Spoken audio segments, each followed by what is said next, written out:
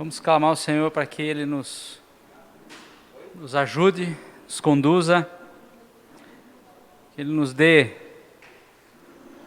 o mesmo coração, né? Que o Senhor gere entre nós um único coração, uma única mente, que possamos sair daqui alinhados acerca daquilo que o Senhor tem para as nossas vidas. Amém? Senhor, nós queremos te louvar por esse dia, te agradecer, Senhor, porque se não fosse o Senhor, não teríamos chegado até aqui. Reconhecemos o teu senhorio, a tua soberania e o teu poder que nos sustenta, Senhor. Senhor, a nossa vida te pertence, tudo pertence a ti, Senhor. Que o Senhor nos dê graça, nos dê sabedoria para entender isso e reconhecer isso a cada momento das nossas vidas. E nós queremos, Senhor, colocar esse tempo aqui que estamos reunidos como igreja, como pastores das casas, Senhor, queremos colocar isso em tuas mãos, esse tempo. Clamamos ao Senhor, Pai, que seja o Senhor que nos conduz aqui. Seja o teu Espírito Santo a falar ao nosso coração. Que não seja, Senhor, nenhuma mente humana, mas o teu Espírito Santo nos trazendo, Senhor, a tua vontade, revelando ao nosso coração a tua vontade, Senhor. Senhor, nós precisamos de ti.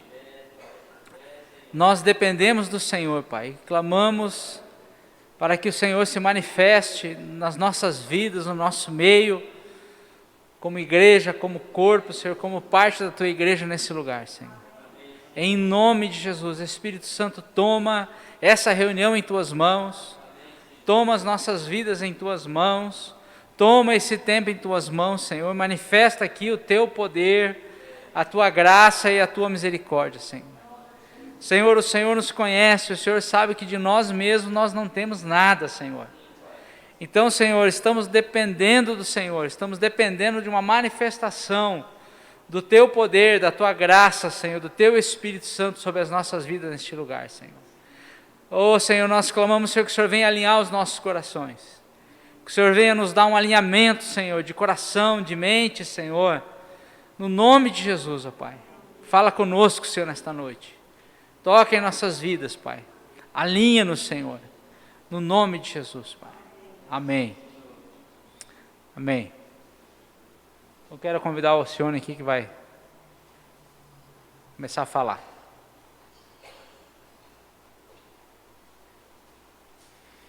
Boa noite, irmãos, igreja. Queria conversar um pouquinho com vocês sobre um assunto que nós começamos a conversar e pedimos para que vocês estivessem lendo um livro chamado Igreja Simples. Quem conseguiu ler todo esse livro?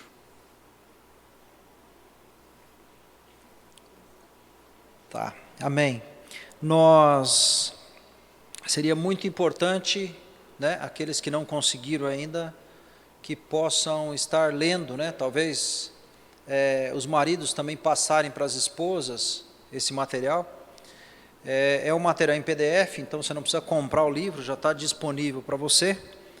E é um livro curtinho, 3, 4 horas aí de leitura. Se você resolver ler todo ele de uma vez, em 3 a 4 horas você consegue ler ele inteiro, tá? Por que nós estamos trabalhando esse material? Para falar um pouquinho a respeito da igreja simples. E quando nós falamos a respeito de igreja simples, nós não estamos propondo aqui um método novo ou trazer um modelo novo de vida da igreja, eu diria assim. Não é esse o nosso objetivo. Quando nós falamos de igreja simples, nós estamos falando de um objetivo da igreja, que é ser discípulo e fazer discípulos. Tão simples assim e muitas vezes tão difícil assim, né?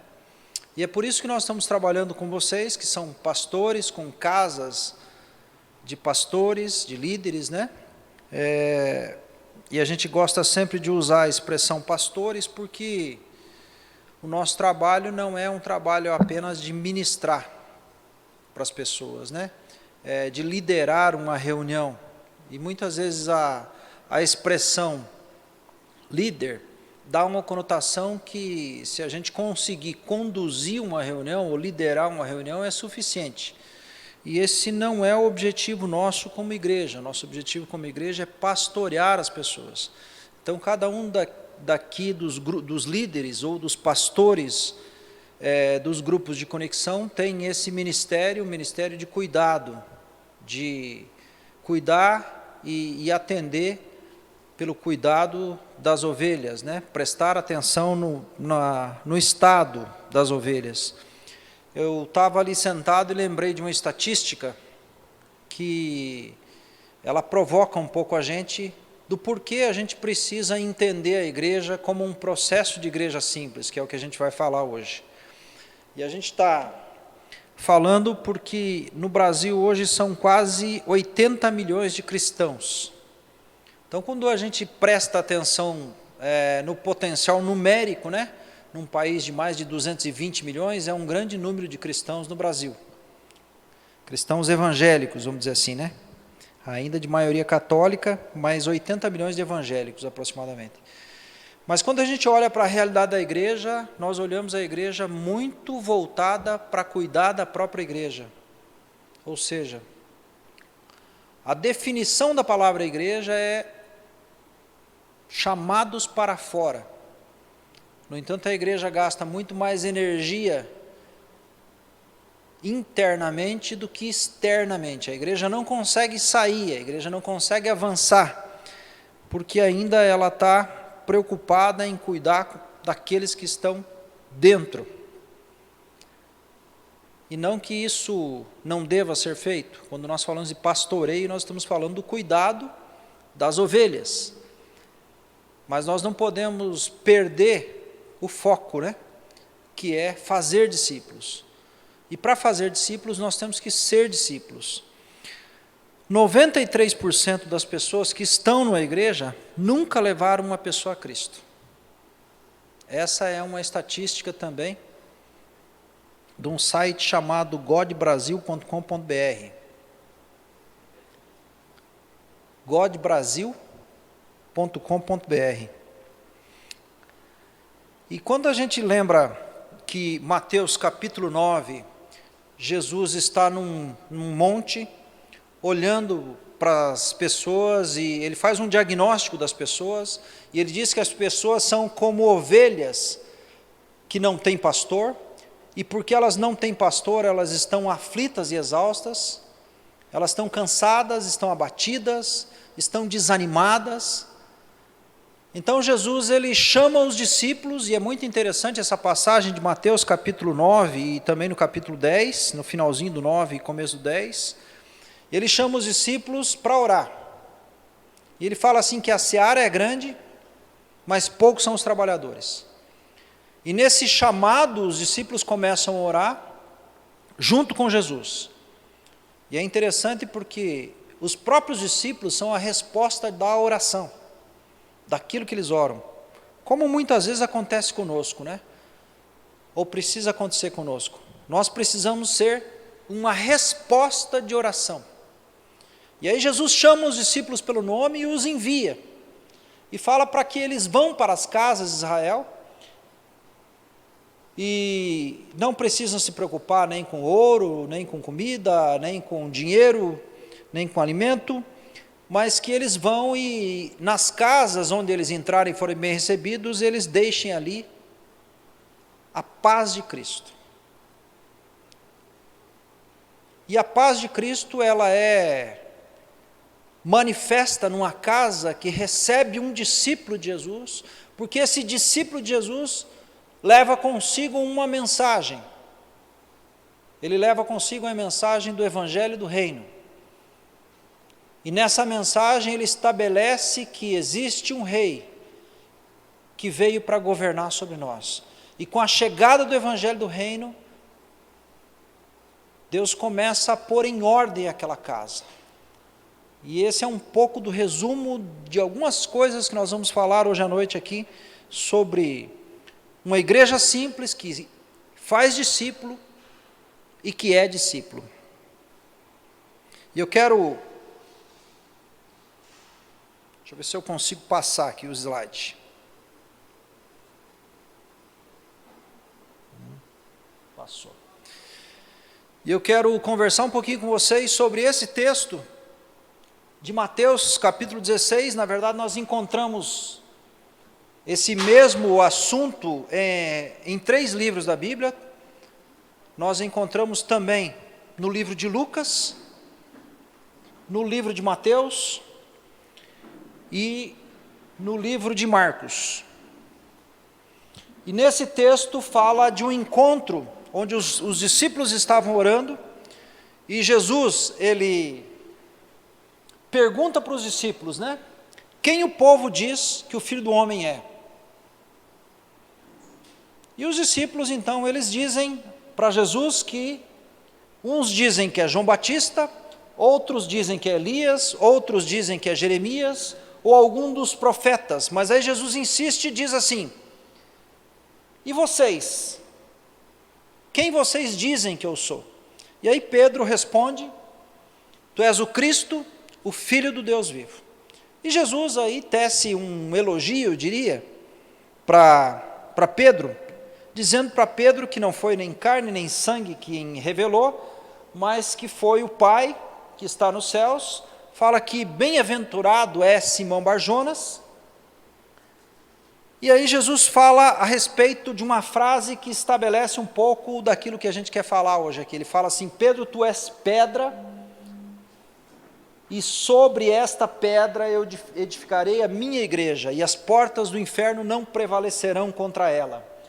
Quer dizer, uma das importantes revelações que a igreja precisa ter é a respeito da pessoa de Jesus. Para que a igreja possa caminhar dentro de uma simplicidade do Evangelho, ela precisa ter revelação da pessoa de Jesus. E eu quero explicar bem rapidinho a respeito desse texto. Eu vou virar um pouquinho aqui, para ficar mais fácil. Primeira coisa, para ter essa revelação, o texto diz, os 2 textos ali de Marcos 8, 27 a 29 e Lucas 9, 18 a 20, falam que eles estavam orando. O único texto que não diz que eles estavam orando é Mateus. Mas eles estavam orando. O assunto aqui é sobre conhecer Jesus. E Jesus pergunta, primeiro, quem o povo diz que eu sou? Aqui fala de um círculo, talvez um pouco mais distante de relacionamento de pessoas. Uma maneira de conhecer ou crer em Jesus, pelo que ouviu de outros, pelas experiências de terceiros. É isso que muitas vezes acontece com algumas pessoas, né, que a gente até brinca que talvez sejam simpatizantes de Jesus, né? A gente brincava antigamente, falava assim que tem gente que acha Jesus um cara legal. E talvez seja esse grupo de pessoas que está relacionado como um povo que conhece Jesus pela experiência de outros, por aquilo que ouviu apenas de outros, mas não vivenciou. Mas aí Jesus chama para um nível mais íntimo de informação, de compromisso. Fala assim: e vocês quem dizem que eu sou? E aí pergunta sobre conhecê-lo ou sobre crer, né? Fala a respeito de maneira pessoal, pelo que vimos, pelo que experimentamos e pelo que sabemos. Isso é igual àquela história da mulher samaritana no poço. No começo as pessoas criam por aquilo que tinham ouvido, mas depois eles chegam para Jesus e dizem para Jesus: olha, nós cremos no Senhor não mais pelo que ouvimos, mas agora por o que a gente está vivenciando com o Senhor. E as respostas, elas não apregoavam nada de ruim a Jesus, porém não havia clareza sobre quem era Jesus. Uns diziam que é João Batista, outros que é Elias, outros Jeremias ou alguns dos profetas. Não falavam nada de ruim a respeito de Jesus, mas não falavam aquilo que era a verdade, ou não tinham clareza a respeito de Jesus. E quem teve clareza a respeito de Jesus foi Pedro. E essa resposta de Pedro veio por revelação do Espírito Santo. E disse assim: tu és o Cristo, o Filho do Deus vivo. A palavra Pedro é Petrus, que significa que é um fragmento de pedra. E a palavra que Jesus estabelece depois, quando ele fala assim, que sobre esta pedra, ele está falando a respeito de uma rocha inabalável. Jesus estava falando que sobre a rocha inabalável, sobre esta pedra, que é a rocha inabalável, ele estabeleceria a sua igreja seria edificada. Então o fragmento, ele deriva da rocha, ou seja, não tem como a igreja ser edificada sobre Pedro, a igreja foi edificada sobre a verdadeira rocha, que é Jesus. Então aqui nós temos uma revelação a respeito da igreja, que a igreja é edificada sobre a revelação da pessoa de Jesus.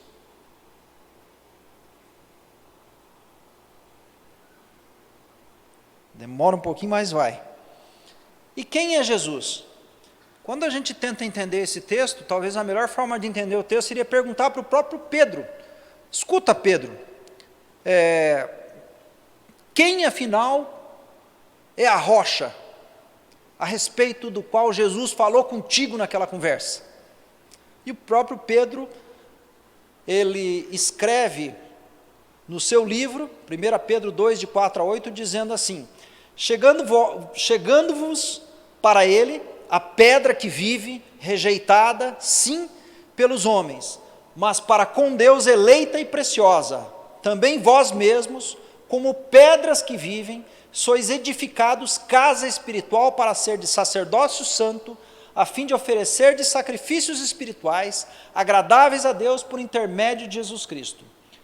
Por isso está na Escritura: eis que ponho em Sião uma pedra angular, eleita e preciosa, e quem nela crer, não será de modo algum envergonhado. Para vós outros, portanto, os que credes, é a preciosidade, mas para os descrentes, a pedra que os construtores rejeitaram.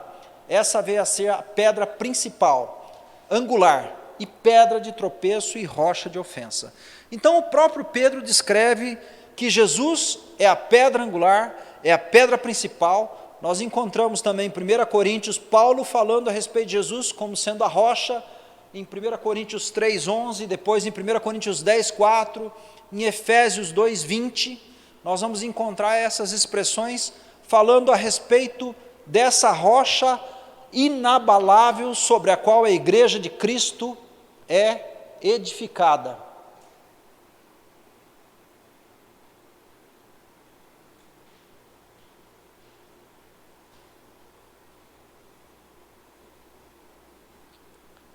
E essa revelação de quem é Jesus, ela também faz parte da nossa vida.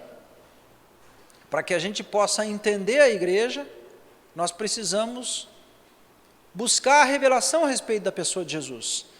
E é muito interessante, eu coloquei só alguns exemplos, né? Que quando nós nos encontramos com o Senhor, assim como um encontro real, todos aqueles que se encontraram com o Senhor na Bíblia, tiveram as suas vidas transformadas. E aí eu coloquei as experiências que vocês já conhecem de alguns homens, né? Como Abraão, por exemplo, né? Capítulo 12, que Deus se apresenta para ele.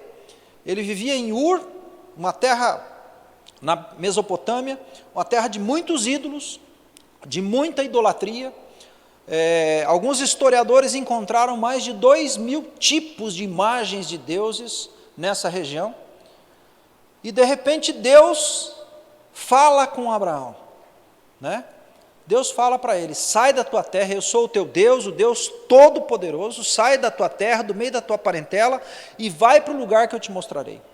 E a gente não vê nenhuma variação de dúvida na vida de Abraão, a respeito de obedecer esse chamado de Deus, porque o encontro de Deus com Abraão mudou o coração de Abraão.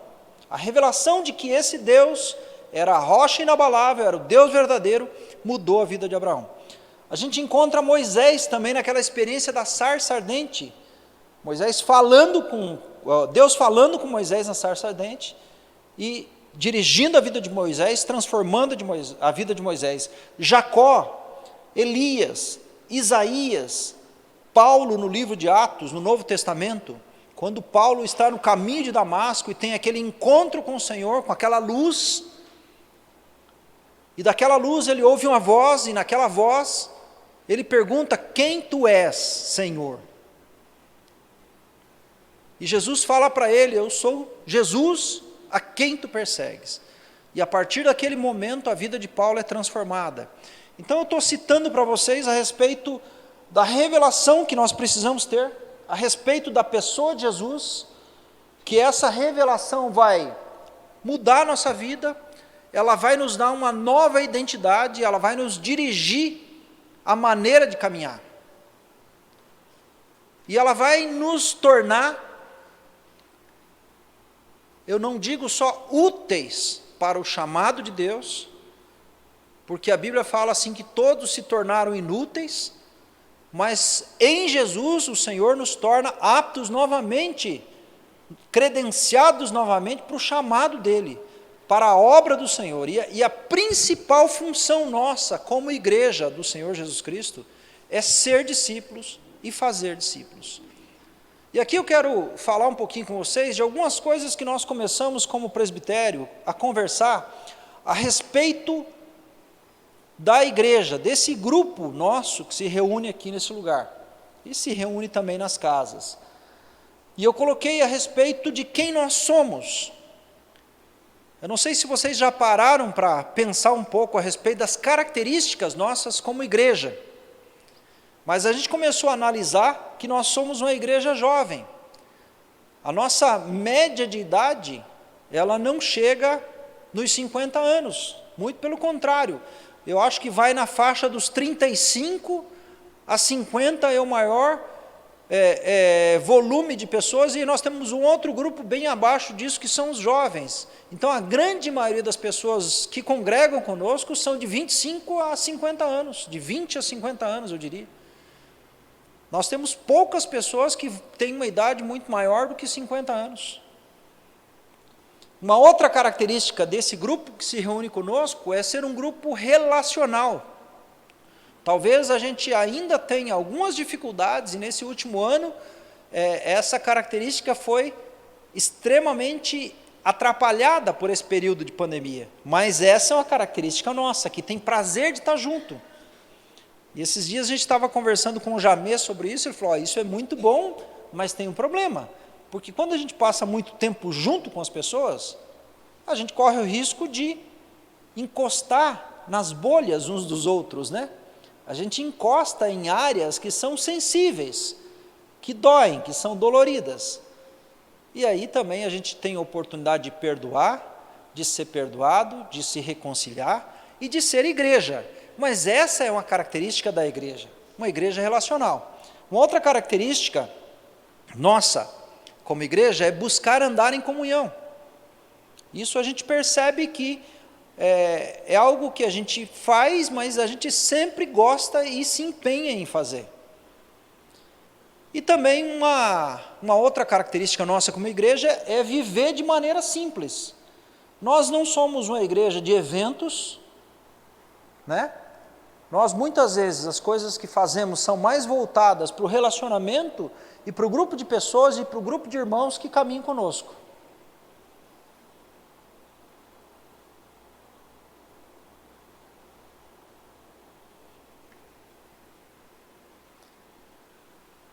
E aí eu coloquei algo a respeito de quem nós somos e de quem nós queremos ser, tá? Que é um pouquinho do que a gente quer falar com vocês. Não sei se vocês vão recordar, mas atrás desse painel aqui tinha um quadro com um versículo de Romanos 8, versículo 29, fala assim que nós somos uma grande família de muitos filhos semelhantes a Jesus. Eu não quero parecer presunçoso dizendo que a gente já é, mas eu acho que a gente, se não é ainda, a gente se esforça e se dedica para ser. E talvez esse seja um grande objetivo nosso, e a gente precisa compreender exatamente quem a gente é e o que a gente quer ser. Primeiro, se nós entregamos nossa vida para Jesus, nós nos tornamos filhos. Se nós tivemos um encontro pessoal com Jesus, nós passamos a se tornar parte de uma família. Se nós somos discípulos de Jesus, nós estamos caminhando para se tornar cada dia mais semelhantes a Jesus. Então esse é um alvo, um objetivo nosso de vida como igreja e como pessoa. Então nosso objetivo aqui, ou quem somos e o que queremos ser, somos pessoas que tiveram um encontro pessoal com Jesus e o reconhecem como Senhor e Salvador de suas vidas. Percebe que eu coloquei as duas palavras, como Senhor e como Salvador. Porque se Jesus Cristo não é o nosso Senhor, nós não temos condição de receber a salvação.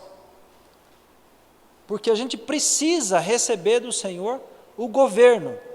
Jesus como Senhor, Ele está entronizado, reinando nossas vidas, governando sobre nossas vidas, pondo nossa vida em ordem. Essa é a função de ser discipulado. Um discípulo é aquele que deixa a sua vida ser colocada em ordem, ou ser colocada em fileiras, né? E nós somos uma comunidade de famílias que vivem como discípulos de Jesus, que prezam por sua palavra, que o têm como referencial e como modelo de suas vidas, e se reúnem como grupos de igrejas nas casas, que nós chamamos aqui de conexão. Então isso é um pouquinho do que nós somos e também o alvo que nós caminhamos para aquilo que queremos ser. Eu fiz uma espécie de um diagrama aqui, que explica um pouquinho mais a respeito do nosso foco como igreja, que é ser uma grande família de filhos semelhantes a Jesus. Quando nós falamos de uma família, nós estamos falando sobre unidade. E dentro do aspecto de unidade, eu quero dizer que o aspecto de unidade não está relacionado apenas a esse grupo que reúne aqui, mas no aspecto de unidade também está relacionado o envolvimento e a unidade da igreja na cidade como um todo. E também nós trazemos o aspecto de família quando trazemos o aspecto da comunhão, quando fazemos as nossas conexões, nós estamos conectados com pessoas e pessoas estão conectadas conosco, os grupos pequenos e a igreja como um todo. Quando nós falamos de muitos filhos, nós falamos sobre quantidade. E por que de maneira tão simples, mas tão importante, eu estou descrevendo isso?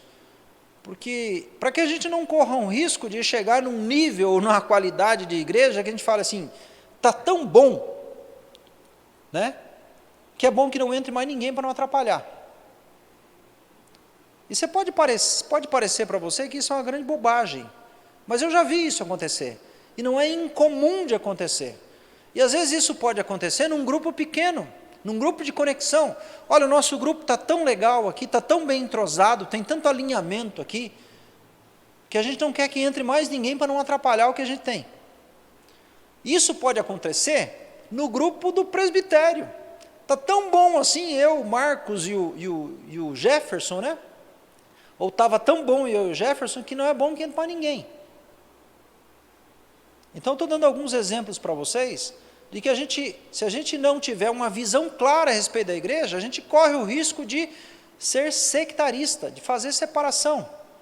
Então, quando nós falamos de muitos filhos, nós estamos falando de quantidade mesmo. E quantidade está relacionada ao evangelismo, está relacionada ao crescimento da igreja. E o último aspecto, quando fala a respeito de ser semelhantes a Jesus, nós estamos falando da qualidade. Então quer dizer que a igreja precisa ter unidade, quantidade e qualidade. E na qualidade nós falamos a respeito do discipulado.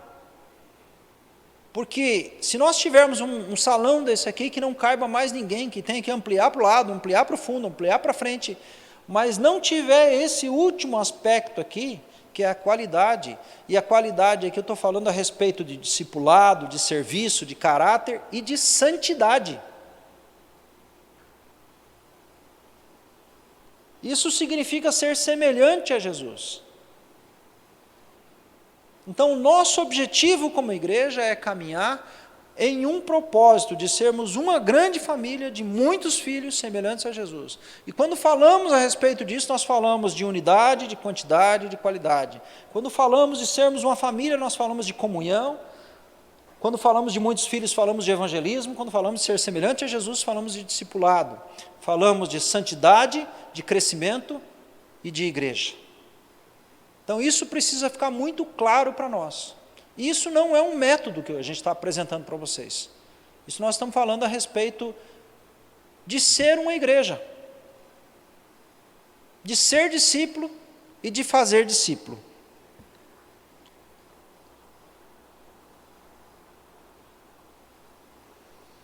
E quando nós falamos a respeito desses três aspectos, unidade, quantidade e qualidade, nós estamos falando que tudo isso aqui é indispensável para o reino de Deus. Nós estamos dizendo que sem fazermos a vontade do Pai, sem sermos filhos de Deus, sem fazermos discípulos e sem santidade, nós estamos atrapalhando o projeto do reino de Deus. Então, o que nós estamos apresentando aqui para vocês não é nenhum método novo, e é por isso que eu estou insistindo nisso. Eu estou falando a respeito da simplicidade do Evangelho com a qual nós precisamos viver como igreja, né? E eu quero fazer um intervalinho aqui e passar um pouquinho para o Jamê falar a respeito. O Jefferson. Vem cá, Jefferson, então.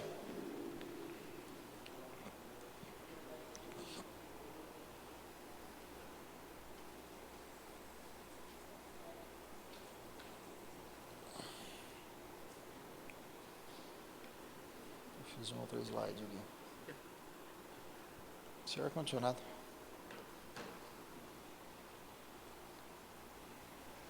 Aí.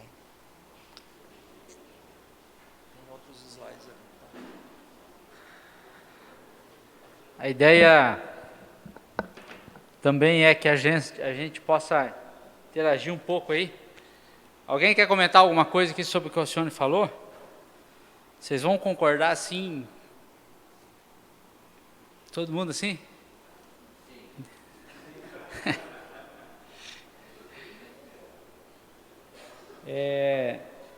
Esse material ali que o Alcione mostrou, que vai chegar para vocês aí, para quem não tem, é também uma ideia que é quando a gente sentar com alguém, para levar alguém de repente para um grupo de conexão, ou se você conversar com alguém aqui numa reunião aberta aqui,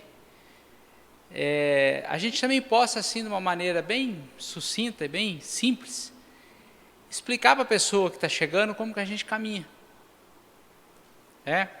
Para que a pessoa ela possa fazer uma avaliação se ela realmente gostaria de ficar conosco.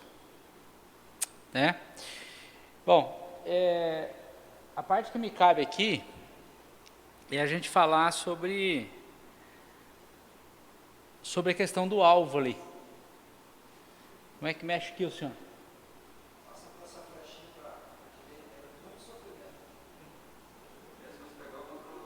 Eu pensei que estava erguendo o ar-condicionado, senhor. Ah, é lá, né?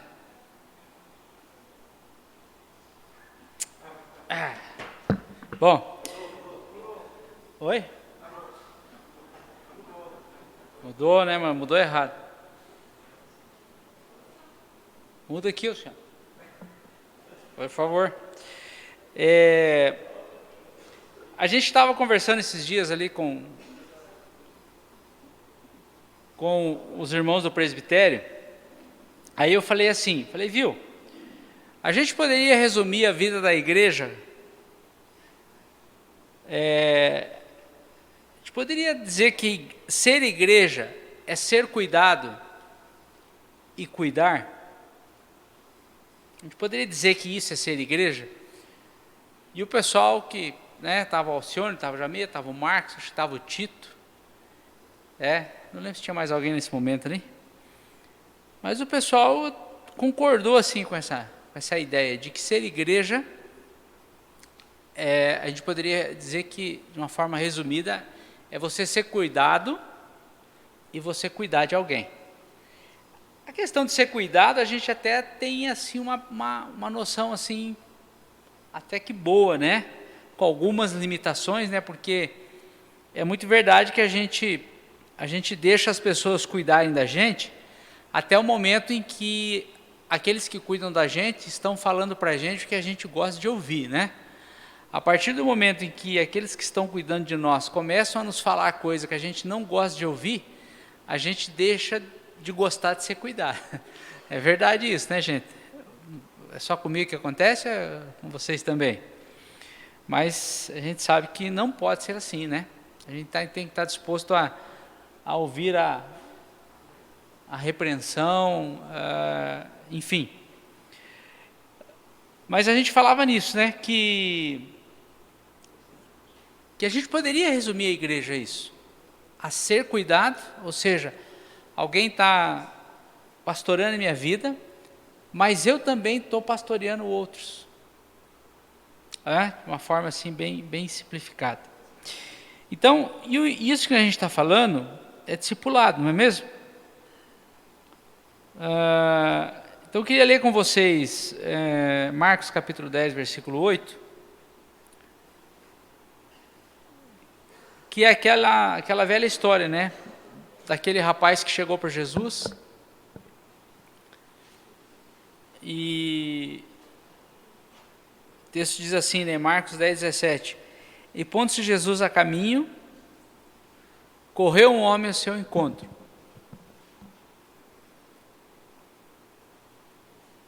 Ajoelhando-se, perguntou-lhe: Bom mestre, o que farei para herdar a vida eterna? Respondeu-lhe Jesus: Por que me chamas bom? Ninguém é bom, senão um que é Deus. Sabes os mandamentos: não matarás, não adulterarás, não furtarás, não dirás falso testemunho, não defraudarás ninguém, honra teu pai e tua mãe. E ele respondeu: Mestre, tudo isso tenho observado desde a minha juventude. E Jesus, fitando-o, o amou e disse: Só uma coisa te falta. Vai, vende tudo que tem, dá aos pobres e terás um tesouro no céu. Então, vem e segue-me. Ele, porém, contrariado com esta palavra, retirou-se triste, porque era dono de muitas propriedades. Jesus amou ele ao ponto de falar uma verdade para ele. Isso é algo que está intrínseco no discipulado. No discipulado, as pessoas nos amam a ponto de nos dizerem algumas verdades, aqueles que cuidam de nós. E também nós devemos amar aqueles irmãos que nós estamos pastoreando, amá-los ao ponto de dizer a eles verdades. Mas o que eu quero aqui enfatizar é algo assim que também eu tinha falado um pouquinho domingo, que é sobre essa questão de deixar tudo, né, de ter um envolvimento com o Senhor integral. Por quê? Como o Senhor falou, né, eu tenho a revelação do senhorio de Cristo. Né? Eu entendi o senhorio de Cristo. Isso já é claro para mim. É claro para nós? Sim ou não? Nós temos a clareza do senhorio de Cristo? Nós temos a clareza do chamamento de Jesus. Que o Senhor nos enviou para fazer discípulos. Não sei se vocês lembram que eu comentei domingo que foi o que Jesus escolheu para compartilhar o reino de Deus com as pessoas, foi o discipulado. Até fiz assim fiz uma anotação assim, até num tom assim um pouco de algo engraçado, né? Porque Jesus poderia ter escolhido organizar retiros, organizar seminários, organizar tantas coisas, né? Mas ele escolheu o discipulado. Nós sabemos que o discipulado, ele é algo que exige humildade, exige a gente ser quebrado, né? Porque você submeter a sua vida a uma outra pessoa, né? Que você olha e vê nela que ela não é perfeita, ela tem defeitos também, é um caminho de humildade. Mas o discipulado é isso, o discipulado a gente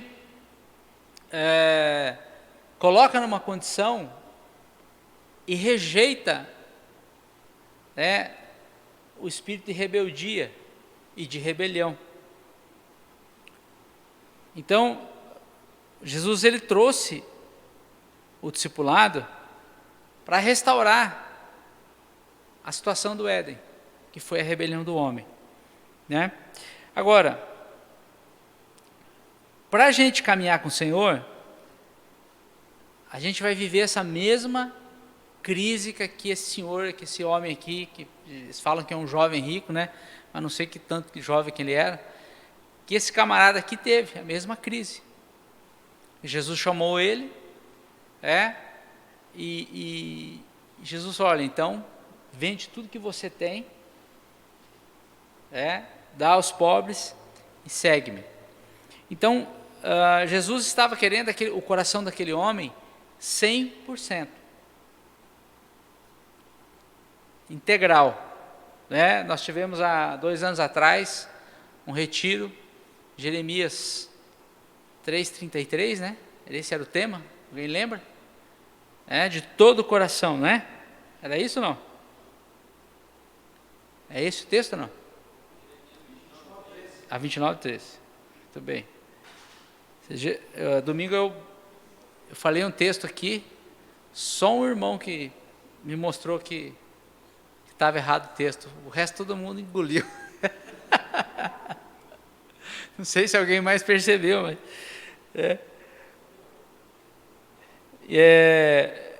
Então, irmãos, esse 100% é que é o desafio que nós estamos diante do Senhor. Porque se nós tivermos o nosso coração 50% no Senhor, aquelas pessoas que nós vamos proclamar o Evangelho, o coração delas vai estar quanto no Senhor? Se o meu coração está 50% no Senhor, aqueles com o qual eu estou proclamando o Evangelho, o coração deles vai estar no Senhor quanto? Muito provável que da mesma maneira. Então, essa questão de nós entregarmos para o Senhor, nós entregarmos tudo para caminhar com o Senhor, é essencial. E esse é o nosso desafio, essa é a nossa dificuldade. Aquela luta que aquele camarada teve ali, e por fim ele desistiu de andar com Jesus, é também a nossa luta. Só que nós não vamos desistir. Nós queremos e vamos caminhar com o Senhor, estamos caminhando e vamos continuar caminhando com o Senhor. Agora, o Senhor nos chamou, cada um de vocês que estão aqui tem um envolvimento com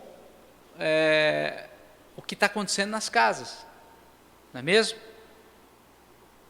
Alguns aqui estão pastoreando os grupos nas casas, outros estão abrindo as suas casas, outros estão dando apoio àqueles que estão pastoreando. Então, todos nós temos um envolvimento nesse ministério.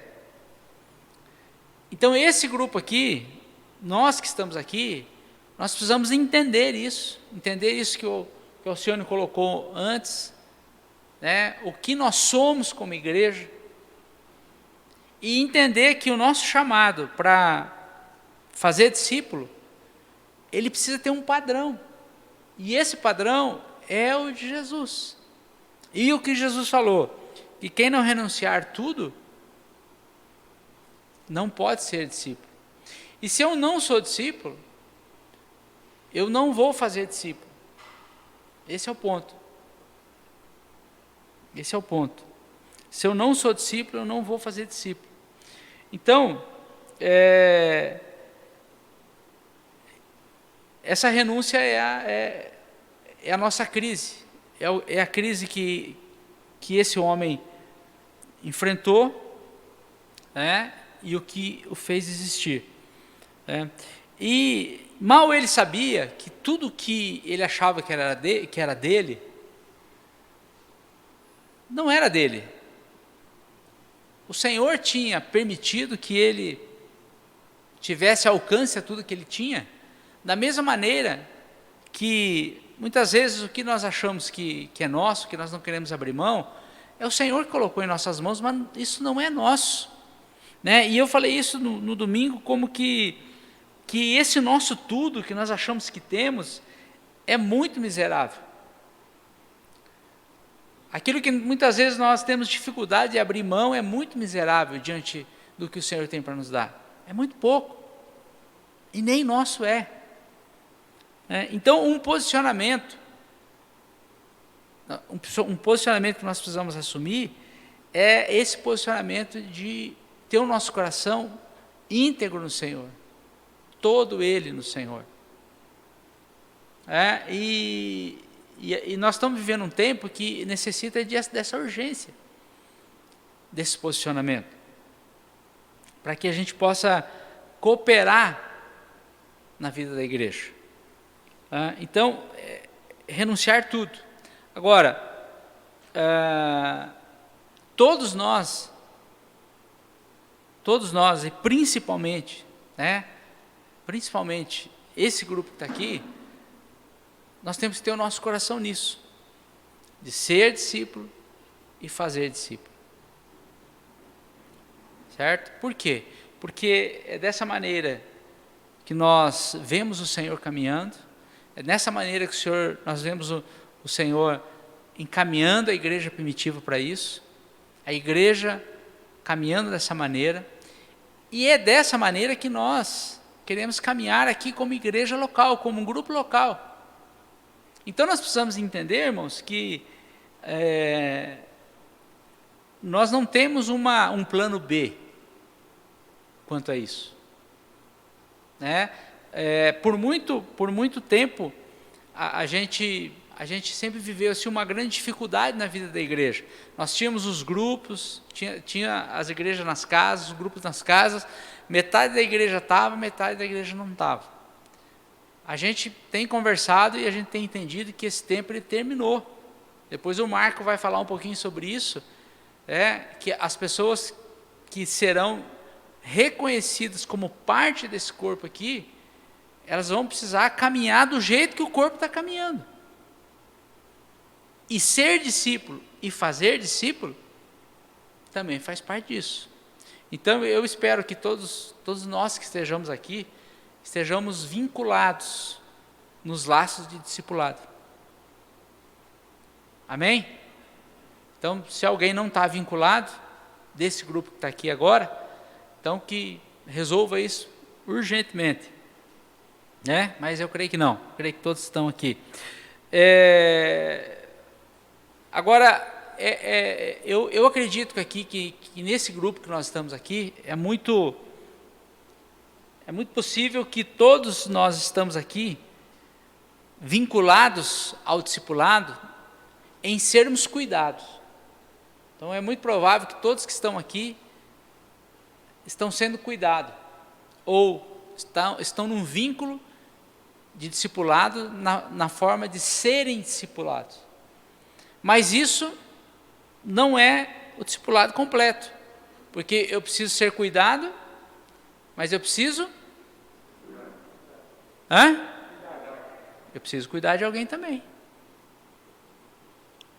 Eu preciso servir alguém da mesma maneira que alguém está me servindo nessa caminhada. Vocês concordam ou não? Oi, Zé. Vai baixar o ar, está frio, né? Então, e aí o seguinte, nesse processo, vem as renúncias. A gente vai precisar renunciar a algumas coisas, a gente vai precisar talvez renunciar horas das nossas 24 horas. A gente vai precisar, de repente, começar a orar por alguém. Você vai precisar você vai ver uma pessoa no corpo, ou mesmo que ainda não faça parte do corpo local aqui, e o Senhor vai começar a colocar um peso na sua vida de oração por essa pessoa, e você vai ter que começar a orar por essa pessoa, você vai ter que começar a separar um tempo, talvez levantar mais cedo, ou talvez dormir mais tarde. Eu não sei como é que é o teu reloginho aí, né? Tem gente que funciona bem de manhã, tem gente que funciona bem à noite, mas você vai ter que separar um tempo, renunciar a uma série, renunciar a um entretenimento, não sei o que você vai renunciar aí, mas a gente vai ter que começar a renunciar a algumas coisas, para cumprir o nosso ministério. Faz sentido ou não? Então, esse alvo que nós temos aqui, que não está aparecendo aqui, porque não conseguimos voltar a tela aqui, que é o foco, né? É fazer discípulos. Esse é o foco. Consegue voltar ali, senhor? O Alho está trocando lá. Volta lá, Alho.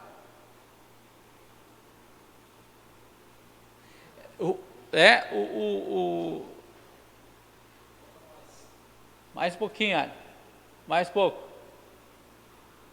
Mais. Vai lá. Vamos achar aqui. Vai rodando.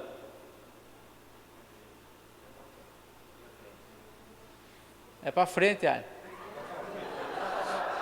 Você voltou para trás, Alho. É para voltar para frente, rapaz.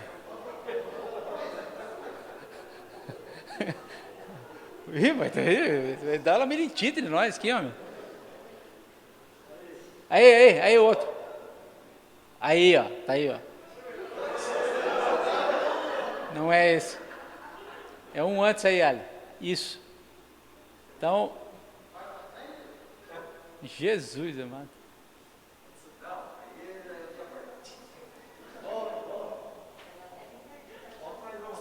Tá, deixa aí que tá no foco aqui, tá bom. Mas o foco é isso, é o discipulado, é gerar vidas para o reino de Deus. Então, tudo que nós movimentarmos, todos os movimentos, todo movimento que a igreja fizer, ela precisa gerar vida. E a gente precisa entender que o resto, muitas vezes, é perda de tempo. Agora, nós fomos chamados para nos envolver nisso. E aí a gente precisa renunciar a algumas coisas para cumprir esse chamado. E isso é uma questão que é uma questão de decisão. A gente precisa decidir, precisa sentar isso no nosso coração e decidir. Então você está lá no teu grupo de conexão lá na casa, né, onde você participa. Você vai ombrar lá junto com o pastor do grupo lá, e para fazer discípulo. Porque se não houver um discipulado, se não houver novos discípulos chegando, pessoas sendo discipuladas, recebendo a palavra de Deus, sendo cuidadas, aquela reunião lá na casa, ela vai ser uma reunião, vai ser simplesmente uma outra reunião. Em vez de a gente estar fazendo uma reunião aqui, nós estamos fazendo lá na casa. Então nós precisamos assentar no nosso coração, de começar a orar ao Senhor: Senhor, nos dá filhos espirituais. A gente precisa gastar tempo com isso, pedindo para o Senhor filhos espirituais, orando por esses filhos, né? Colocando essas pessoas diante do Senhor. Ter o nosso coração nisso, fazer disso algo que movimente a nossa vida. Não é simplesmente, quarta-feira é o dia do meu grupo caseiro, né? Eu vou no grupo caseiro, tal, mas aquilo é muito, o meu compromisso é muito raso com o grupo. Não é isso que o Senhor tem nos chamado. Então, qual que é o foco?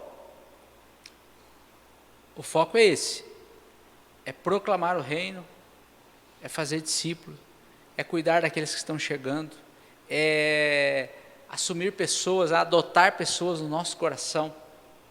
Esse é o nosso chamado. Todos nós que estamos aqui.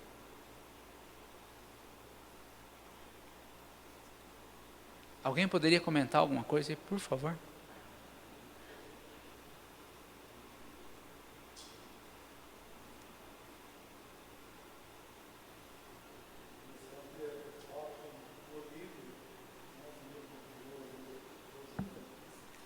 Quer falar aqui, Zé? Oi. Não, eu não estou ouvindo. Boa noite. É interessante, mas o que eu li da parte do foco do livro ali, muitas vezes a gente acaba se direcionando um outro, assim, fala muito dos ministérios da igreja e a gente acaba perdendo foco quando a gente acaba querendo invadir a parte de outra pessoa. Eu acho que, como fala em alinhamento, né? O livro fala muito de alinhamento, clareza, claro, alinhamento também.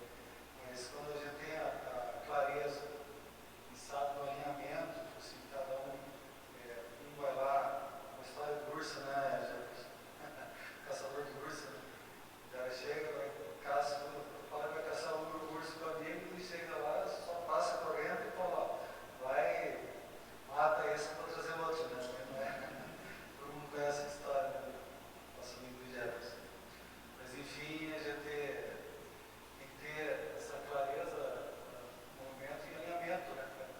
Cada um tem um foco, saber tipo assim, que a gente tem que estar ali para fazer discípulos, né? Para não perder esse foco, que é muito fácil de ter. Se não tiver alinhamento, a gente sai para outros ministérios, querer fazer algo que talvez você não esteja pronto para fazer. Então, temos que ter alinhamento bem definido ali, com bastante clareza, para evitar sim esse foco. Mas é o que eu entendi do nosso grupo.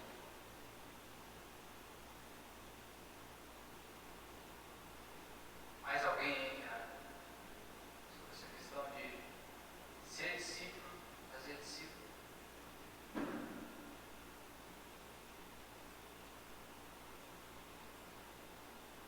Vai falar, Matheus? Você deu uma Na verdade, assim, na verdade é mais um comentário de ser pertinente ou não, se for se descarta.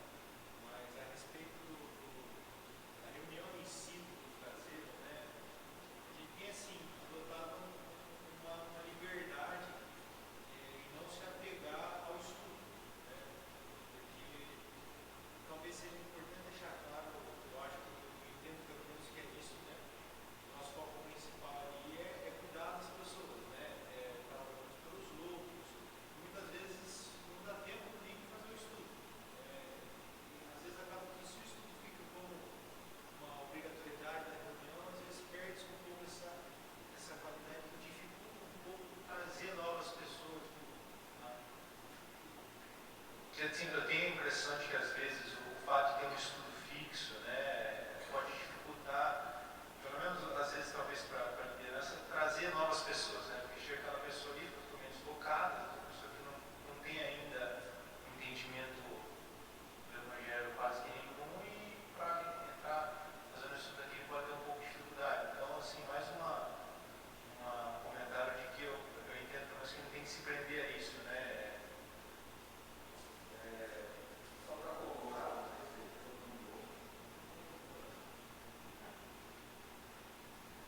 só para corroborar isso que o Matheus falou, eu acho que a gente tem que começar a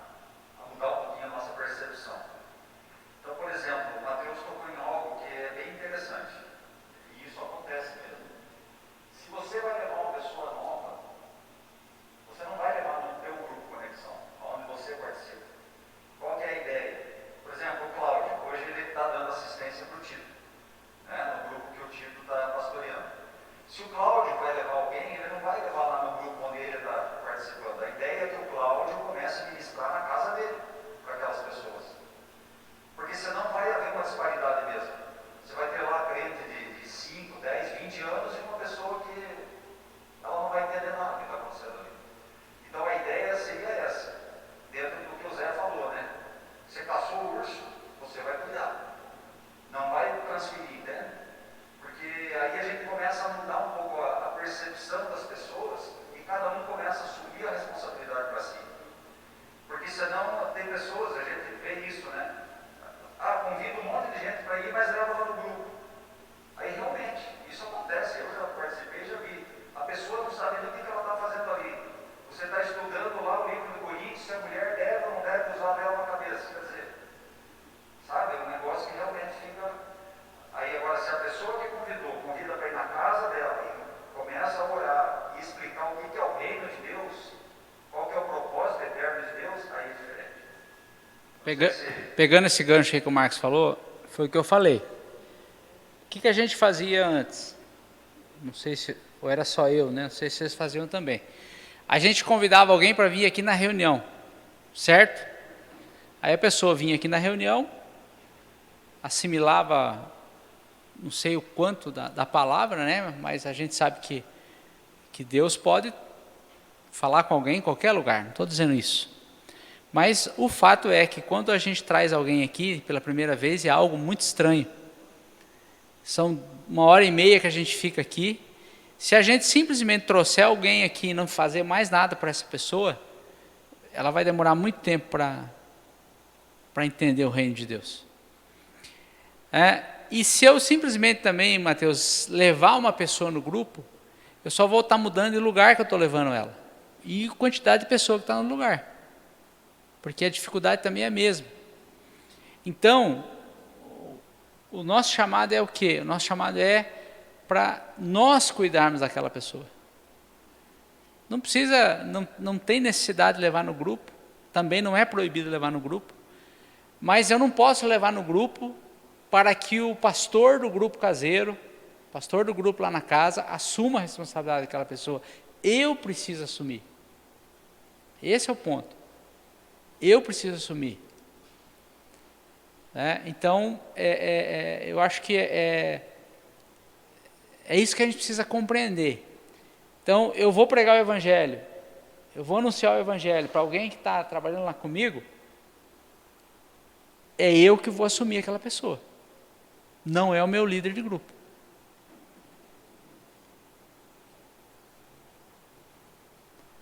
Então, isso é fazer discípulo.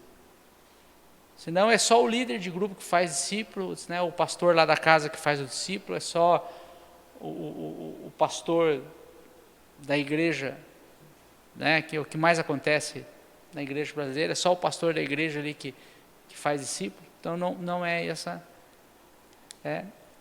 E o Senhor nos chamou. Então eu até, não sei se alguém mais quer falar aí, mas eu queria propor para a gente orar sobre isso agora. Eu não sei se ouvindo isso surgiu no teu coração assim, porque muitas vezes vinha no meu coração assim uma dúvida se eu tinha capacidade de fazer um discípulo. Isso foi assim algo que muitas vezes veio no meu coração, esse tipo de dúvida a respeito de ter condições de fazer isso, de ser chamado para fazer isso. E aí a gente vai começando a entender o seguinte, que o Senhor nos enviou a fazer isso. Capacidade, realmente a gente não tem. Mas pela graça e a misericórdia de Deus e o poder do Espírito Santo, que é manifestado em nossas vidas, o Senhor vai nos usando. Então, eu queria propor para a gente orar sobre isso. E se você tem essa barreira, puxa vida, como é que eu vou fazer isso? Eu para mim que eu ia só convidar alguém para ir lá para o grupo, ia deixar lá pro líder lá do grupo, que é o pastor na casa, ele ia se virar, eu ia trazer aqui na reunião de domingo, ia jogar para o Alcione e o Alcione ia se virar. E a gente está falando de algo que não é isso. Vamos orar sobre isso, irmãos? Amém? Senhor, nós queremos clamar ao Senhor, Pai, nessa noite e dizer mais uma vez aqui, Senhor, que pelas nossas forças, pelas nossas condições, nós não temos nada, Senhor, mas entendemos, Senhor, que o Senhor tem nos chamado, entendemos que o Senhor tem atraído o nosso coração, Pai, para cumprir aquilo o qual o Senhor nos enviou a cumprir. E nós oramos, Senhor, que o Teu Espírito Santo esteja falando conosco nessa noite, esteja nos revelando o Teu senhorio, esteja nos revelando o chamado, esteja nos revelando, Senhor, o porquê fomos salvos, Senhor, e que o Senhor coloque em cada um de nós, Senhor, capacidade que vem do Senhor, não capacidade humana, não capacidade naquilo que nós temos pelas nossas próprias forças, mas a capacidade que vem do Senhor, para cumprirmos o Teu chamado, para sermos discípulos e fazermos discípulos, Senhor. Senhor, muitas vezes, Senhor, vem um medo, vem uma insegurança no nosso coração, Senhor, que não vamos conseguir fazer isso, mas que nessa noite o Teu Espírito Santo esteja tocando em nossas vidas, tocando em cada um de nós que estamos aqui, trazendo uma convicção, Senhor, que o Senhor, que tem todo o poder, nos enviou a isso, Senhor. E que quando nós vamos, Senhor, proclamar o Teu Evangelho a alguém, quando nós vamos falar a alguém sobre o Teu reino, Senhor, é porque o Senhor nos comissionou e o Senhor nos enviou a fazer isso. Então nós não vamos na nossa força, nós vamos na força do Senhor. Em nome de Jesus, Senhor. Amém. Amém. Amém.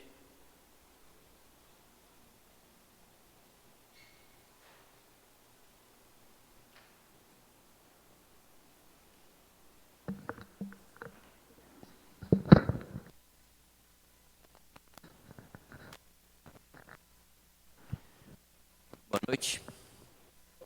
Isso. Uma coisa que eu, enquanto os irmãos estavam falando, eu estava pensando, qual é a expectativa de Deus? E nós não estamos falando de um projeto nosso. A gente não se envolve com a igreja para fazer uma igreja à nossa imagem, à nossa semelhança. Não é verdade? A gente não está aqui para criar, é um grupo que nos agrade. Infelizmente, isso acontece muito no Brasil e fora do Brasil. Eu estou num ambiente, não gosto daquele ambiente, aí resolvo sair, alugo uma portinha, compro um violão, meto umas caixas de som lá de 1 tonelada e faço o meu grupinho. A minha imagem é a minha semelhança. Mas a igreja, ela tem dono. A igreja é do Senhor. E que tem sido dele. Então a pergunta que a gente qual é a expectativa de Deus? O que Deus quer? Acho que está bom, eu seguro aqui, não falha mais. Qual a expectativa de Deus? Eu queria vincular 2 momentos da história. Um momento da história é quando os anjos aparecem e anunciam o nascimento de Jesus Cristo. Anunciam aos pastores no campo. E qual é o anúncio que eles fazem? Nasceu hoje em Belém o Senhor. Esse é o anúncio. Sabendo que Senhor não é um pronome de tratamento, é uma posição. Nasceu o Senhor. Correto? Agora, isso para os anjos não era novidade. Ele não estava anunciando uma coisa cujo tema começou naqueles dias. Lá atrás, lá em Isaías, ele diz que um menino nos nasceu. E fala que sobre os ombros desse menino pesava um governo. E o governo dele, esse reino dele não terminaria. Esse era um projeto de Deus, até muito antes de Isaías, desde os tempos eternos. Quando os pastores anunciam, ele está só apontando um momento que a Bíblia chama de plenitude dos tempos, quando o nosso Rei e Senhor e Deus soberano e todo onipotente resolve mudar para cá. Esse que acontece. Ele vem, ele se encarna e o Rei chega para viver no nosso meio. Por isso que um dos nomes dele é Emanuel, Deus conosco. Ele chega, correto? E ele vem como rei. No texto que foi lido aqui de Mateus, no versículo 7 do capítulo 10, ele dá a mensagem que os discípulos deveriam pregar para resolver um problema. Qual era o problema? Ovelhas sem pastor. Aí ele fala, vocês vão de cidade em cidade e vocês vão pregar o quê? O que vocês vão dizer? Arrependei-vos, porque é chegado até vós o reino de Deus ou o reino dos céus. Essa era a mensagem, vinculada à mensagem dos anjos, vinculada ao anúncio de Isaías, vinculado a Salmo 2. Tudo isso é vinculado. Por isso que a gente precisa pensar em Mateus capítulo 28, 18 a 20, não como uma, como é que a gente diria? Um apêndice.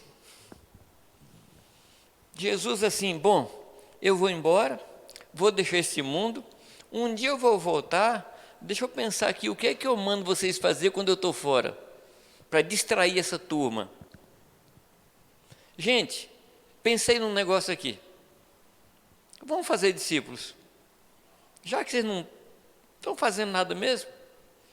Até parece que Jesus falou isso nesse contexto, de não tinha outro tema, não tinha outro assunto.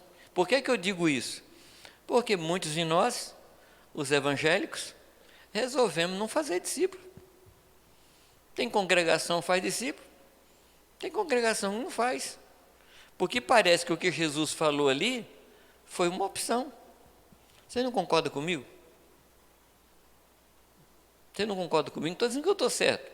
Eu estou dizendo, estou fazendo um arrazoado aqui, para tentar explicar por que tem gente que faz discípulo e tem gente que não faz, que parece que é opcional. Amados, o mesmo Deus que falou assim, não matarás, foi o Deus que falou ir de fazer discípulo. Você já parou para pensar nisso? Não. Você tem a opção de matar ou não matar? Sim ou não? Não, Senhor, é o seguinte, eu matei porque eu estava muito irado, ele era muito chato, então eu não tinha opção, matei. Não, você não pode matar e ponto. Você tem que fazer discípulo e ponto. Por quê? Porque ele mandou, primeiro, ele mandou. Se ele mandou, eu tenho que fazer. Eu passei muito tempo com os cadetes da aeronáutica, e eles diziam sempre que ordem não é para ser administrada, é para ser obedecida. E um problema da igreja é que ela administra as ordens do Senhor. Bom, o Senhor mandou fazer isso, mas ele não queria dizer isso, ele mais ou menos quis falar isso. Não, eu digo que o Senhor sempre falou o que quis falar e sempre quis falar o que falou. Não tem dúvida, o que ele falou é aquilo. E quando ele fala para ir fazer discípulos, está vinculado a essa história do reino de Deus vindo à terra. Está vinculado a um governo que nasceu naquele menino e cresceu, que tem nos seus ombros um reino, e que todas as pessoas que vão se juntar a ele vão entrar no reino e serão discípulos do Senhor. Isso é uma promessa. Isaías 54:13, o que é que diz? E todos os teus filhos serão discípulos do Senhor. Isaías 54:13. Aqui nós estamos vendo que existem duas categorias, mas o Senhor quer que haja um movimento de filho para discípulo. Que nós estamos falando de movimento, né? Que tem um movimento aqui. Todos os teus filhos serão discípulos. Então a gente percebe que pode ser que na igreja tenha filho que não é discípulo ainda, mas a vontade de Deus é que todo filho seja um discípulo.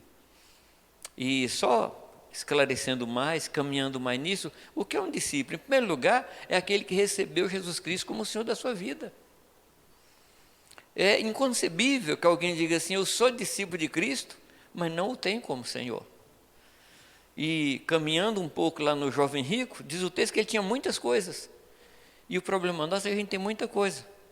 E a gente deveria ter uma só, vontade de ser discípulo. Só isso. Nós deveríamos nos ocupar com essa coisa só, ser discípulo e fazer discípulo, sem opção, amados, sem opção nenhuma. Amém? Nós não temos opção. Por isso que Paulo fala que aquele que confessar com a sua boca que Jesus é o Senhor, será salvo.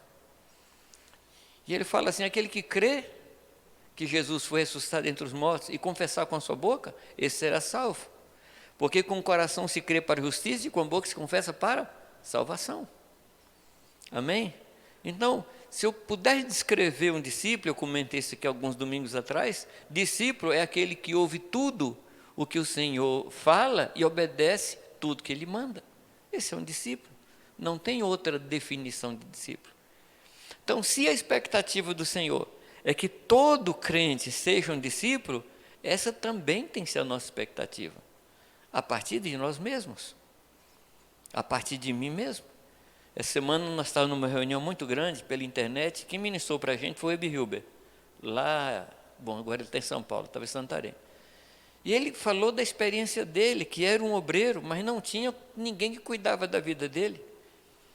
E ele contava assim as lutas que ele passava, até que Deus o levou a abrir o seu coração como um pastor, e ele adotou esse pastor, como seu discipulador. A vida dele mudou. Eu não estou dizendo, amados, que o fato da pessoa dizer assim, eu sou discípulo de fulano, isso muda, não. Porque ser discípulo tem essa ideia, essa forma de ser, de abertura de coração, de entrega, de ser cuidado e cuidar. É isso que nós estamos querendo. Esse é o projeto. E eu comentei também, na palavra que eu dei aqui para os irmãos, que existem 2 tipos de pessoas na face da terra. Aqueles que são discípulos e aqueles que serão discípulos. Só esses 2 tipos de gente que existe. Só. E quem vai fazer com que os outros sejam discípulos? Sou eu e você.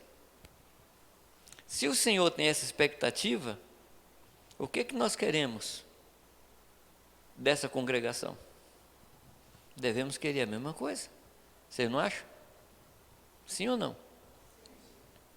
Agora, o centro do discipulado, e aqui essa é a fala que me foi atribuída, né? Essa é a fala que me pediram para falar. O centro do discipulado é o Evangelho do Reino de Deus. O discipulado está baseado nesse fato. Portanto, o discípulo não é propriedade minha, nem o discípulo é meu. O discípulo é do Senhor Jesus. A gente faz discípulo para Jesus. E o trabalho do discipulado é ensinar a pessoa a ouvir ao Senhor. Discipulado não é uma relação de guru. Sabe o que é o guru, né? O guru é aquela pessoa que tem resposta para todas as minhas perguntas. E quem é que não gostaria de ter um guru, né? Só que o Senhor nunca mandou a gente ir de ser de gurus. Esse mandamento não existe, nem eu quero. Porque eu já tenho um que responde minhas perguntas quando ele quer. Eu acho que assim com você também, né?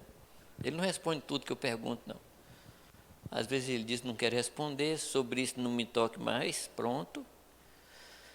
O discipulado não é um lugar onde você responde todas as perguntas.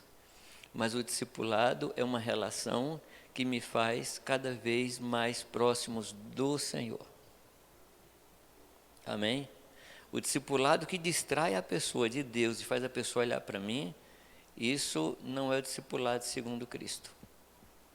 O discipulado segundo Cristo é quando eu aponto a pessoa o caminho de Cristo. Há uma frase de Jesus, aliás, é uma prática de Jesus que eu gosto muito e eu uso para falar com os pastores sobre a sua relação com a igreja. É quando você estuda, quando você percebe o relacionamento de Jesus com seus discípulos, você vai ver Jesus em relação aos discípulos tomando 3 posições claras. No primeiro momento, ele diz, vinde após mim. Vinde após mim significa que Jesus caminhava e os discípulos iam atrás dele. No segundo momento, Jesus envia os discípulos e ele fica parado. Eles vão, fazem e trazem o relatório. Terceiro momento, Jesus os envia e ele vai atrás, confirmando a palavra dos discípulos com sinais. E o discipulado sadio é aquele discipulado onde o discipulador aprende o momento de passar para trás e deixa os discípulos caminharem. Onde a gente ensina a pessoa a não ser dependente, a ter autonomia. Autonomia é diferente de independência. Independência é eu não precisar de ninguém. Autonomia é eu aprender a tomar a decisão. Autonomia, ela mostra um caminho. No primeiro momento, eu pego meu filho, levo até a beira ali da calçada e ensino ele a atravessar, mostrando o que ele precisa fazer, olhar para um lado, olhar para o outro, pego na mão dele e atravesso a rua. Num segundo momento, eu chego com ele na beira da calçada e pergunto, como é que se atravessa? Aí ele diz, olhando para lá, olhando para cá. E agora você pode ir? Ele fala, agora eu posso. Não, agora você não pode não, que vem carro. Agora eu posso ir, agora você pode ir. Terceiro momento, você não vai na calçada com ele. Você já ensinou. Isso é discipulado, amados. Amém? Então, o que nós queremos alcançar? Nós não marcamos datas, nós não falamos em datas, nós não falamos no cronograma, mas eu não sei se é por causa da minha idade, que a gente está cada vez mais próximo da promoção. Quando a trombeta lá do céu tocar, né? E eu gostaria de, não muito depois desse tempo, todos os que fazem parte dessa congregação sejam discípulos e façam discípulos. Afinal, amados, não tem muito mais tempo diante de nós, não. Não sei o que vocês acham. Não tem muito mais tempo. Eu não saberia dizer quanto, mas uma coisa está muito clara para mim. Nós não podemos mais perder tempo. Nós não podemos ter muito mais coisas como o jovem rico tinha. Nós não podemos mais estar muito afanado, com muitas coisas como Marta estava. Nós precisamos fazer discípulos, porque há um mandamento sobre nós e nós precisamos obedecê-lo. O Jefferson falou de capacidade. Se tem uma coisa que não me preocupa é a capacidade, porque desde cedo eu já soube que eu não tinha. Se tem um negócio que não me preocupa é capacidade. Mas uma coisa que eu quero ser é totalmente obediente, sem capacidade. Eu não sei se vocês se lembram de um besouro grande que tem, escaravelho. Sabe aquele besourão grande, preto? Você sabia que, aerodinamicamente falando, ele não poderia voar? Sabia não? Segundo a ciência da aerodinâmica, ele não poderia voar. Como ele não sabe ciência, ele voa. Ele nunca estudou, então ele voa. Eu estou mais ou menos igual aquele besouro. Capacidade eu não tenho. Como eu não penso nisso, então eu vou e faço. Tem uma outra fala que diz, não sabendo que era impossível, ele foi e fez. É impossível para cada um de nós fazer discípulo. Mas aquele que mandou a gente fazer, a palavra dele é capacitadora. É a palavra que é capacitadora. A mesma palavra que diz haja luz, é a mesma palavra que diz ide fazer discípulo. E quando a palavra saiu, houve luz. Quando a palavra saiu, nos mandando fazer discípulo, se nós obedecemos, os discípulos de Jesus vão surgir. Amém? Amém, Marcos?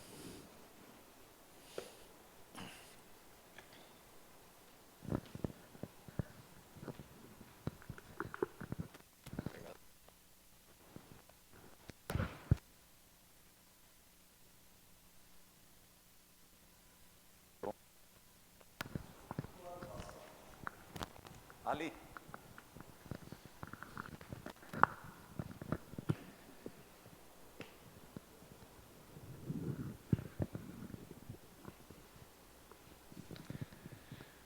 Bom, eu fiquei incumbido de falar a respeito da nossa estrutura. Mas, em primeiro lugar, eu queria falar que aqui nós estamos falando para líderes, né? Para pastores, líderes, Porque talvez quando você foi convidado para participar dessa reunião, você deve ter pensado, mas para que eu estou sendo chamado lá? Aquilo que o Alcione falou no início, né? Para que a gente tenha uma só mente, um só propósito e um só coração. Nós aqui, este grupo, é o grupo responsável por disseminar todas essas ideias, todas essas crenças que nós temos, baseado na palavra, para os demais irmãos da congregação. Então nós temos que falar uma só língua. Quando alguém questionar alguma coisa para nós vamos falar uma só linguagem. Como que é a nossa estrutura aqui, como SEC, né? Como congregação? Então nós somos um governo plural. E eu quero dizer para vocês que participar de um governo plural é muito legal. Eu já participei de outras congregações onde era um governo monocrático. Eu decidia sozinho. Então isso tira a responsabilidade da gente. Se o Alcione decidisse sozinho, o Jefferson decidisse sozinho, eu ficaria de boa. Só que qualquer coisa que desse errado, eu poderia falar assim, eu não tenho nada a ver com isso. Foram eles que decidiram. Só que quando se fala de um governo plural, eu quero que vocês entendam que nós não estamos falando somente de presbitério. Vocês podem ver que está escrito ali, ele é composto, né, por presbíteros, diáconos, vocês viram que alguns irmãos foram ordenados à diaconia, outros virão, e os pastores nas casas. Quer dizer que isso é uma mudança de mentalidade que a gente precisa ter. A gente muito tempo chamou de líder e co-líder, né? Mas na realidade a palavra correta para isso é pastor. Você é o pastor daquele grupo que está naquela casa, você está pastoreando eles porque você sabe da vida da pessoa. Muitas vezes nós aqui como presbitério, a gente não sabe o que está se passando, mas você sabe. Então qual que é a tua função? É pastorear, precisa de oração, você vai orar. Qual que era a visão que nós tínhamos anteriormente? Não estou falando nem de agora, bem lá atrás. Qualquer problema que dava, ligava para o Jefferson. Jefferson, tem um negócio aí para você resolver. Sabe aquele negócio de jogar batata quente para frente? Queridos, quando a gente tiver essa mentalidade de que nós somos pastores daquelas pessoas, o nosso nível de responsabilidade, ele muda. Sim ou não? Nosso nível de responsabilidade muda. Porque você está cuidando daquilo que é mais precioso aos olhos do Senhor, que é a sua igreja. Nós fazemos parte da igreja, mas o Senhor também deixa com que nós cuidemos de parte da sua igreja. Então, qual que é o objetivo desse governo plural? É trabalhar no aperfeiçoamento dos santos para o desempenho do seu serviço e para a edificação do corpo de Cristo. Quer dizer, todos aqueles membros, eles também vão começar a falar aquilo que vocês vão passar para eles. Né? Então você veja bem, chega uma pessoa, você começa a ministrar para uma pessoa, essa pessoa chega para você e fala, viu, como é que vocês vivem lá na congregação? Como é que é o governo de vocês? Todos nós vamos falar a mesma coisa.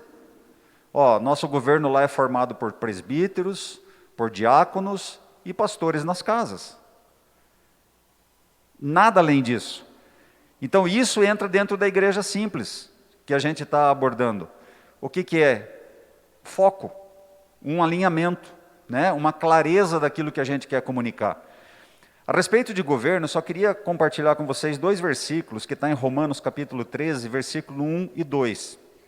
A palavra diz assim, toda alma esteja sujeita às autoridades superiores, porque não há autoridade que não venha de Deus, e as autoridades que há foram ordenadas por Deus. Por isso, quem resiste à autoridade, resiste à ordenação de Deus, e os que resistem trarão sobre si mesmos a condenação. Então, queridos, vocês fazem parte do governo da congregação. Nós somos autoridades e nós estamos sujeitos a autoridades. Nós, como presbitério, nós temos autoridade como presbitério, mas nós estamos sujeitos a todos os irmãos. Todos os irmãos têm liberdade para chegar e nos falar onde a gente errou, onde a gente acertou, assim como nós temos liberdade. E aí você começa a transportar isso para o discipulado. O que é o discipulado? Quem caminha comigo, o Cláudio, o Alessandro, o Aragão que está aqui, eles caminham comigo, eu sempre deixei claro para eles o seguinte, falei, vocês quiseram caminhar comigo, vocês delegaram autoridade sobre a minha vida, para que eu pudesse estar cuidando de vocês. Então, isso é uma escolha. Você delega autoridade para uma pessoa.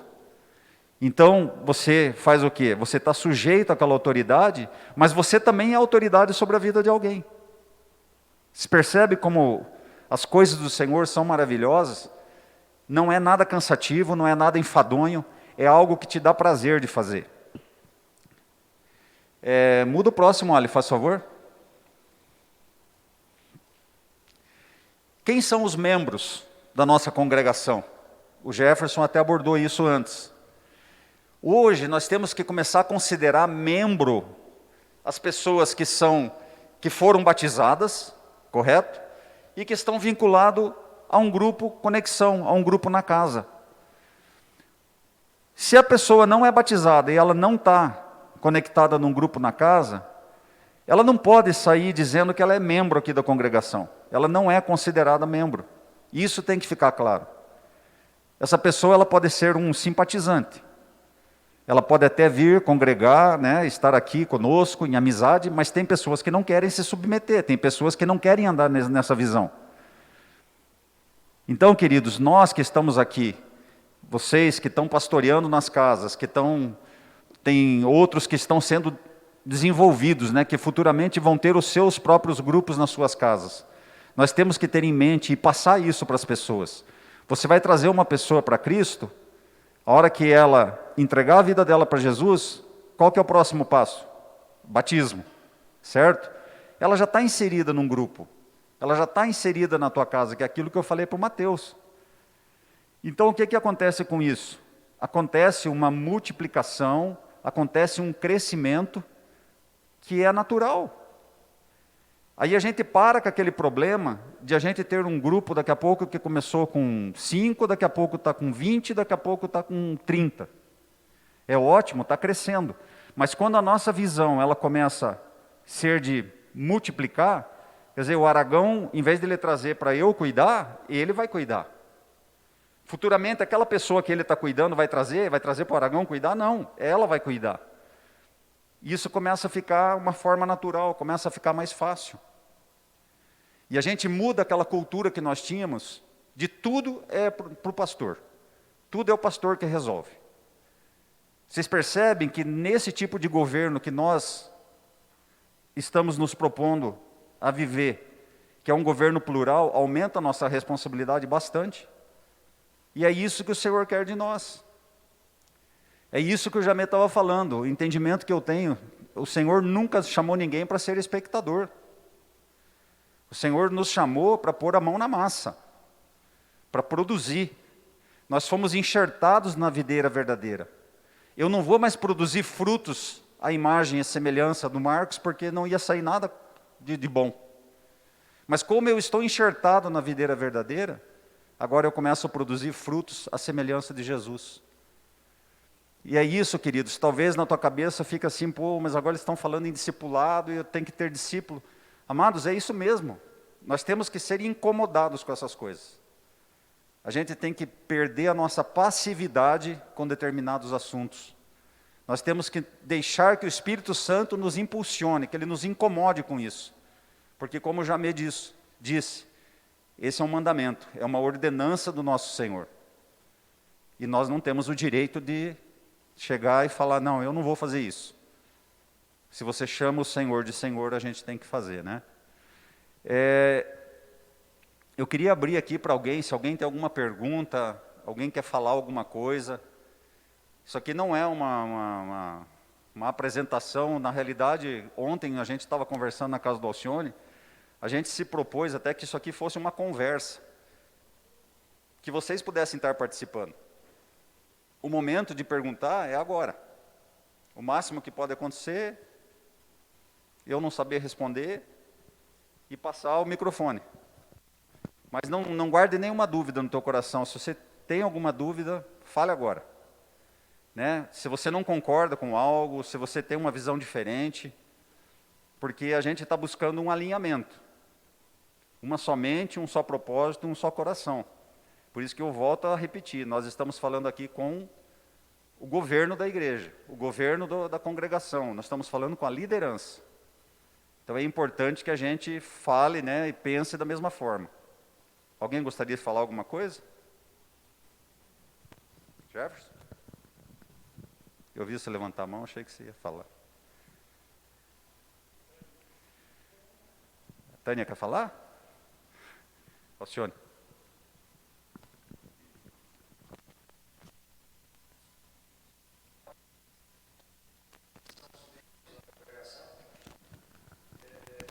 Não é um processo de exclusão, né?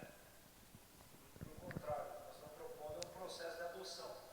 Aqueles que estão alheios à maneira como a congregação caminha, que eles se envolvam, se comprometam e se vinculem aos grupos. Então, nós não estamos trabalhando para excluir ninguém, né? Dá a impressão assim, então agora quem não estiver fazendo parte do grupo nas casas vai ser excluído da igreja. Então, não é esse o propósito, nem a intenção do nosso coração. A intenção é que, de fato, as pessoas que não estão participando, elas se envolvam e entendam que é a maneira que a gente crê que é aquilo que é o modelo que a gente quer caminhar como igreja, né? É aquilo que a gente compreende que é o modelo de igreja simples, igreja nas casas, uma igreja de simplicidade, grupos menores, né? E cada vez mais a nossa vida em sociedade caminha para isso, né? Hoje nós estamos, por exemplo, há quase um ano impossibilitados de reunir grupos grandes. E o mundo não vai ser muito diferente do que está sendo agora. Talvez pior do que está hoje, né? Então a gente precisa acostumar com os grupos menores, isso precisa fazer parte do nosso dia a dia.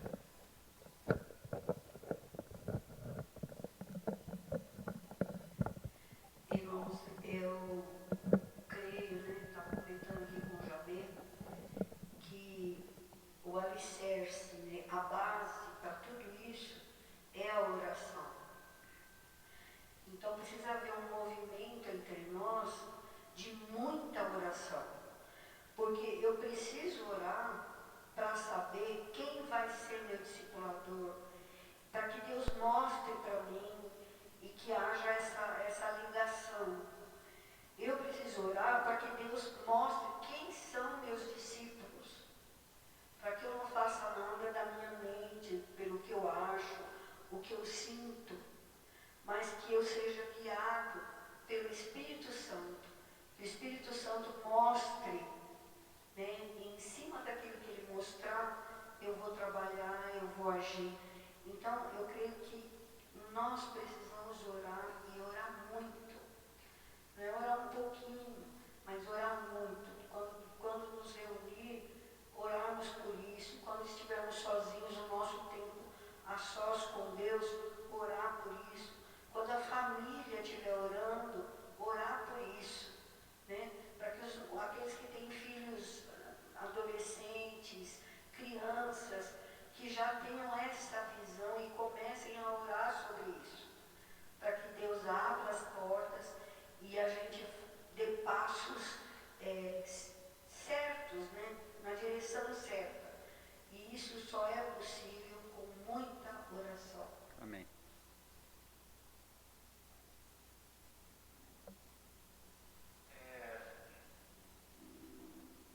E compartilhar assim, algo assim que acabou acontecendo. Eu estava assim um pouco incomodado, porque eu entendi assim que o Senhor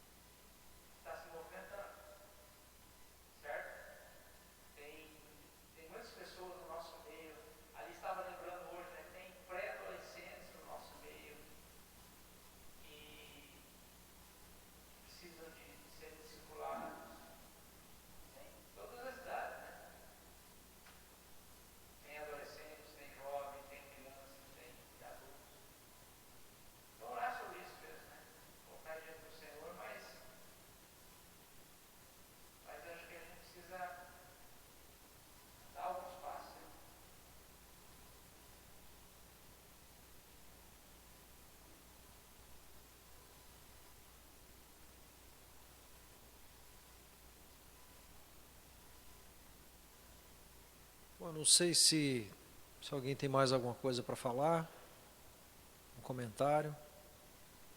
Não?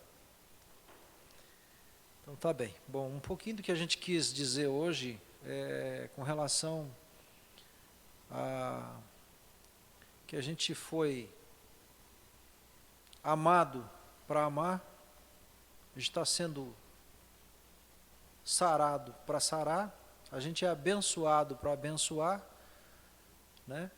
Então esse é o nosso papel como discípulo, como cristão, como filho, né?